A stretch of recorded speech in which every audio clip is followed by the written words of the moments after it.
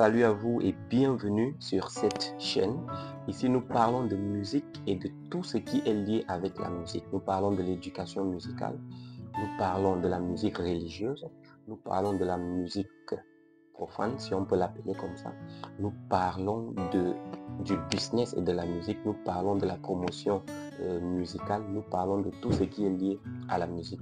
Alors si toi aussi, comme moi, tu es passionné de musique et que tu aimes la musique, n'hésite pas à t'abonner, n'hésite pas à partager et n'hésite pas surtout à cliquer sur la cloche de notification afin que tu puisses recevoir toutes les autres nouvelles vidéos que nous allons poster. Principalement dans cette vidéo, nous allons parler des autres attributs associés, si on peut le dire, au titre de choriste. Vous savez, la chorale est un domaine qui existe depuis, qui existe et qui existera toujours. Alors, et c'est un domaine parfois qui est un peu plus négligé, tout comme d'autres domaines de la musique où on pense que ce n'est pas important. Et pourtant, rien n'est inutile. Il suffit tout juste du degré de valeur que nous allons accorder à ce que nous faisons.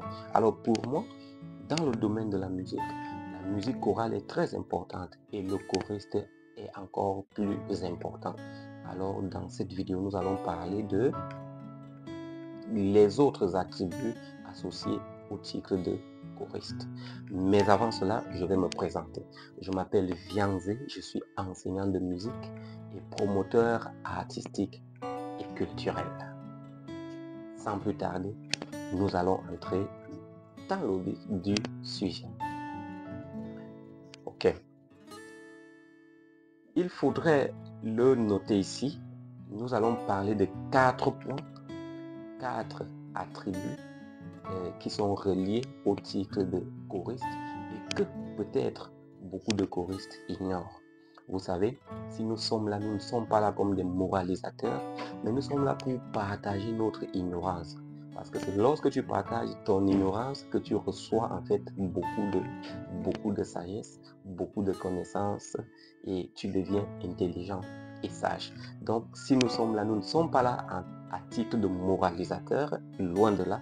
Nous sommes là en fait pour partager le peu que nous avons et recevoir aussi ce dont nous avons pas. Alors, nous allons commencer.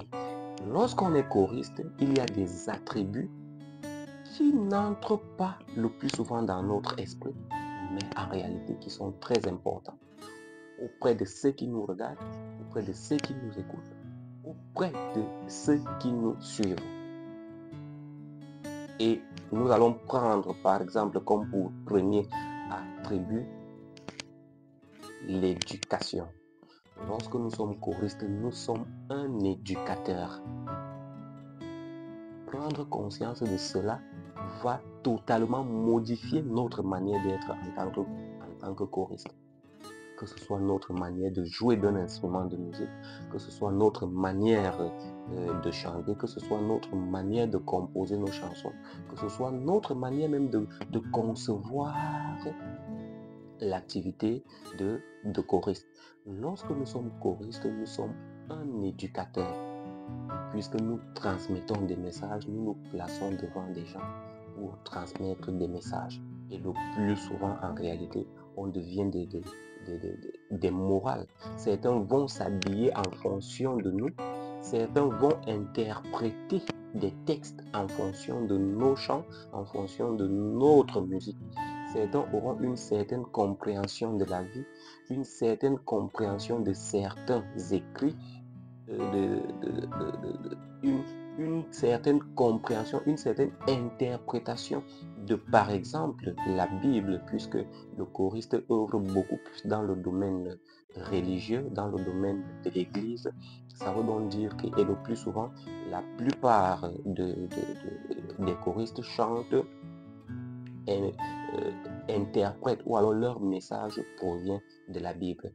Ça veut donc dire que nous sommes un éducateur et si nous prenons conscience de cela, je suis sûr que nous aurons un plus. C'est-à-dire qu'il faut se considérer comme un enseignant, comme un professeur d'université lorsque tu prends ton micro pour transmettre un message à titre de choriste quelque part, quel que soit l'endroit, quel que soit le moment. Le deuxième attribut qu'un choriste porte, et peut-être qu'il ignore, c'est qu'un choriste est un communicateur. Un choriste n'est pas différent d'un journaliste. Un choriste est un communicateur. Que ce soit la communication verbale, que ce soit la communication non verbale. C'est-à-dire, un choriste communique. Et lorsqu'on communique, en réalité, on a une lourde charge, puisque l'information est un élément important pour l'existence de l'être humain. C'est-à-dire, c'est grâce à l'information que nous prenons certaines décisions. C'est-à-dire, dans ma chanson, je peux transmettre une information qui va jouer sur la décision de celui ou de celle qui m'écoute. Ça veut dire que je suis un communicateur.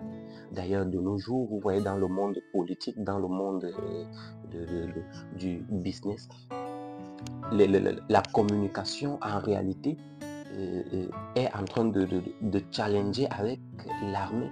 C'est-à-dire que le domaine de la communication est presque en train de renverser même le domaine de l'armée au niveau de la puissance, c'est-à-dire au niveau du pouvoir. C'est-à-dire que l'on écoute beaucoup plus maintenant ce qui est dit, ce qui est communiqué en réalité. C'est pour ça que des gens investissent sur la communication. C'est pour ça qu'il faut féliciter ces églises qui, par exemple, perçoivent la musique de cette manière, parce que la musique est un élément de communication, un élément de transformation des pensées, un élément de transformation de décision à travers la communication.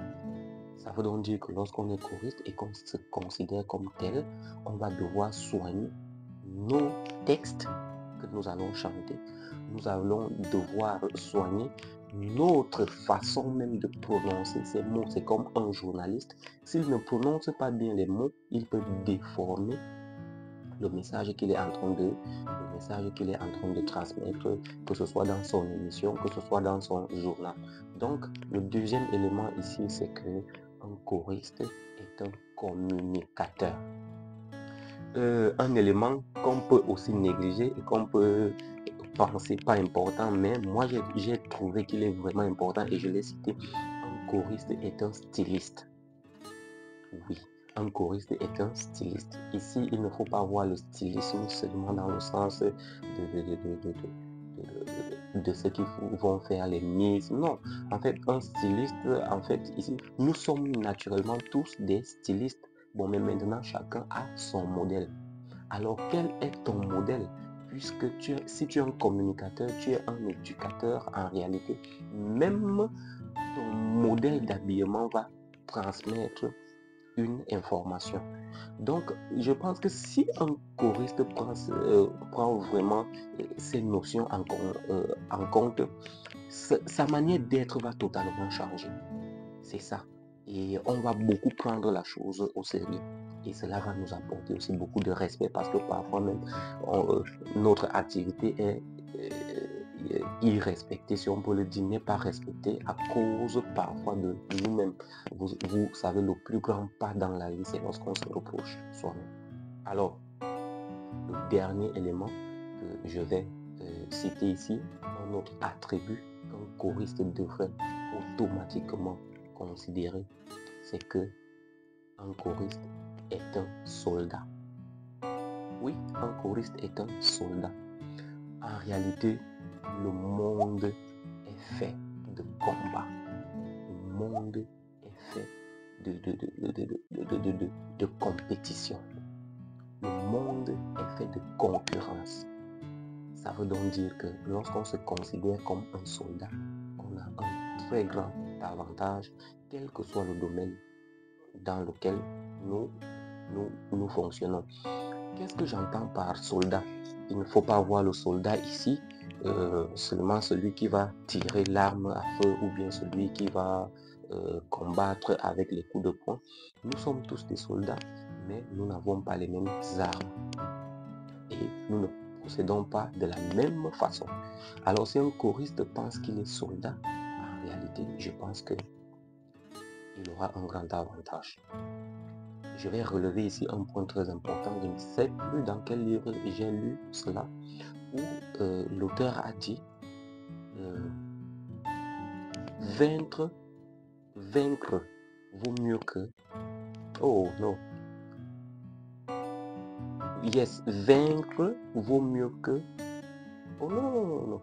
Convaincre vaut mieux que vaincre. Oh, je m'excuse vraiment, ça fait très longtemps que je l'ai lu. Convaincre vaut mieux que vaincre. Car ce qui est convaincu est d'office vaincu. Mais ce qui est, c'est-à-dire l'opposé aussi existe. Ce qui n'est pas convaincu n'est pas d'office vaincu. Ça veut dire que vaincre est plus important. Et pour moi, la musique, la chorale ou alors le choriste, en réalité, a cette arme. Parce que la musique, dans la plupart des cas, la musique convainc, elle ne vainc pas. C'est-à-dire, vaincre quelqu'un, c'est venir soumettre cette personne à sa volonté par des moyens brutaux, c'est-à-dire que par la force.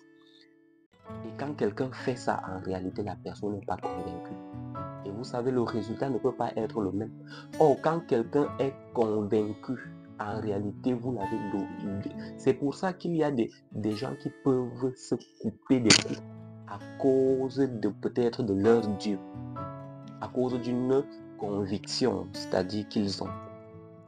Si tu es choriste, comprends que tu es appelé à convaincre des gens. À convaincre, mais dans le bon sens, c'est-à-dire à convaincre les gens à faire du bien. Donc, vraiment.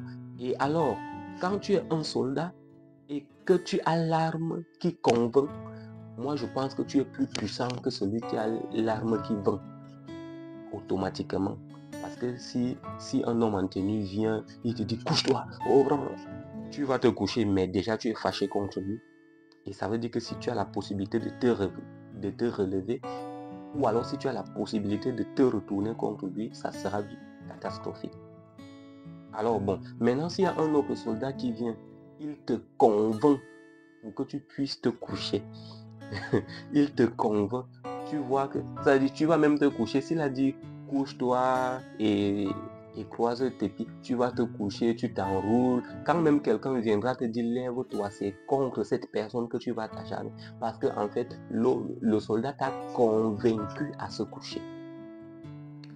Donc, un choriste qui comprend qu'il est un soldat appelé à convaincre, non à vaincre, je crois que il va atteindre ses objectifs, que ce soit spirituel, que ce soit moraux, que ce soit technique, puisque nous parlons de musique.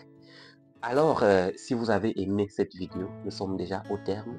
Merci beaucoup de l'avoir suivi jusqu'à la fin. Surtout, partagez, abonnez-vous et cliquez sur la cloche de notification parce que nous allons multiplier ce genre de vidéos sur notre chaîne afin que nous puissions constituer une grande communauté, afin que nous puissions débattre, nous puissions... D'ailleurs, laissez-moi déjà en commentaire tout ce que vous pensez par rapport à cette vidéo. Cela va nous permettre de produire encore des vidéos plus meilleures. Merci beaucoup et à très bientôt pour la nouvelle vidéo.